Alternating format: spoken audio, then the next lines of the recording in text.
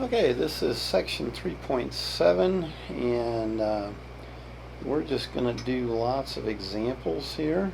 So here is example 1. And in example 1, we want to maximize the volume of an open box, open square-based box. So we'll call the base x by x, the height h, and so we want to maximize the volume. So volume on this thing is the base area times height. And and that's okay. Write down things in English and just think of them that way, and then that gives me time to kind of separate things out. Okay, the base area, I got x times x, so that's x squared, and the height, I called that h, so we get h, and I'll just call the volume v. And so what I'd like to do is maximize v equal x squared h. And this is constrained in the sense that just right off the bat, I know that x and h both have to be greater than or equal to 0 to make any sense for this model. But now that's not actually going to be quite enough for me to solve this, because the problem is I have these two variables, x and h. We don't know how to do that.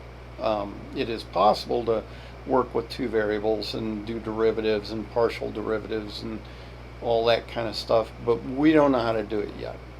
And but we do have one more constraint or restriction, and that is we are told the surface area has to be equal to 108 square inches. So inches squared. And so since that has to be, I'm checking here to make sure it was 108. Yes, 108. Then now that gives us something else. Now surface area, well, that's the bottom, no top, plus 4 sides. And that's our 108.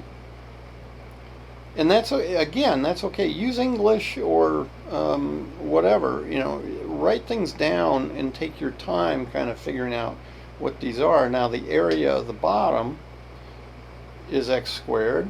I've got that. And then since the bottom is a square base, the sides are all the same size, and I've got x times h here. So that's 4xh, and that's equal to 108. And so our full problem here is that we need to maximize v equal x squared h. And then in this case, we want to talk about the constraints, and usually we say something like subject to. That would be the constraints. And we have x squared plus 4xh is equal to 108, and x and h are both greater than or equal to 0. And so now for us to go about solving this, well, if it's a maximization problem, I know that I'd just like to get a relative maximum somewhere, and so I need to take derivatives, but again, the problem is I've got two variables, but I can use that constraint, that equality constraint. I can solve for h, so h would be the 108 minus x squared divided by 4x, and I can plug that in up here in the volume. And so what I want to do is maximize v of x here. Okay, I thought I made that so that it wouldn't fade, but I'll hopefully keep an eye on it and keep it from fading. That would be not good. So I plug in x squared and h. So here I have 108 minus x squared over 4x. So now it's just a problem out of earlier sections, like 3.1, 3.3, 3.4, and so forth. So I can simplify this a little bit in that x squared over x is just x. And so I can write this as 108 over 4. What the heck is that? That's 5427. So I guess I get 27x minus x cubed over 4. And so now I want to find maxes and mins, that kind of thing. So I need my critical numbers. Take the derivative, set it equal to 0. 27 minus 3x squared over 4, set that equal to 0. And so we get that 3/4 x squared is equal to 27. X squared is equal to 36. And so x is equal to plus or minus 6, but remember that x is greater than 0, and so we just get 6. Get rid of that. So our x has to be 6. Now the question is that a relative maximum? And I can take a second derivative. V double prime of x is equal to, now I need my derivatives up there, and I get minus 6x over 4, or I could simplify that to minus 3/2 x. And what we see is that this is less than 0 if x is greater than 0. And so I know actually then that v of x is concave down.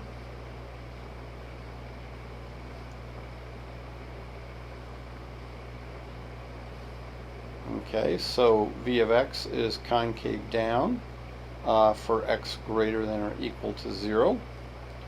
And therefore x equals 6 has a relative maximum.